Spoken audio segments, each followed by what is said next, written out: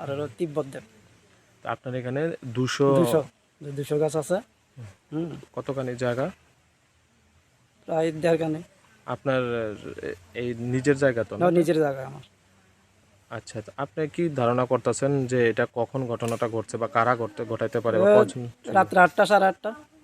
এটা কি ঘটনাটা সংগঠিতভাবে করা হয়েছে না বা কি বুঝতেছেন এই দীক্ষা সেরা? কেশারে বুঝতেছি যে আমার সকাল 6টার দিকে আমার খবর কইছে এমনি বাগানে দেখানোর লাগে। আইয়া দেখি যে আমার পুরো গাছ চ্যানেলের মধ্যে দা দিয়ে কোপাইয়া রাখছে না। আপনার তো আপনার সঙ্গে কারো শত্রুতা না নেই না বা না না কোনো না কিছু? না। মূলত আপনি বলতেছেন আপনার যে রুজি রুটি তার মধ্যে আঘাত হানার লেগে এই চেষ্টা করা হয়েছে। এটার দিয়ে আমি সংসার চালাই, মানে ওখান আমার একবারে বসাইয়ে দিছি। আমার নাম প্রিয়ব্রত পাল।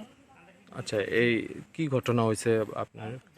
কি ঘটনা হচ্ছে বলতে, আমি আজকে গাছ কাটার মধ্যে মানে বাগান কাটার আজকে একটা প্ল্যান ছিল, বৃষ্টির উপলক্ষে কাটা হয়েছে না। হ্যাঁ, আমার এটার উপর নির্ভরশীল একটা খবর কইছে তিব্বত দেব, বাড়িতে গিয়ে খবর কইছে এমনি আমার গাছ মানে কাটতে লেগেছে চ্যানেল। আইয়া দেখি যে পুরো আমার গাছ শেষ।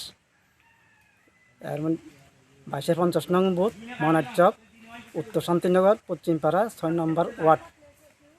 আপনার কতটুক জায়গা আছে? এখানে 2 কানি 200 গাছ আছে আমার।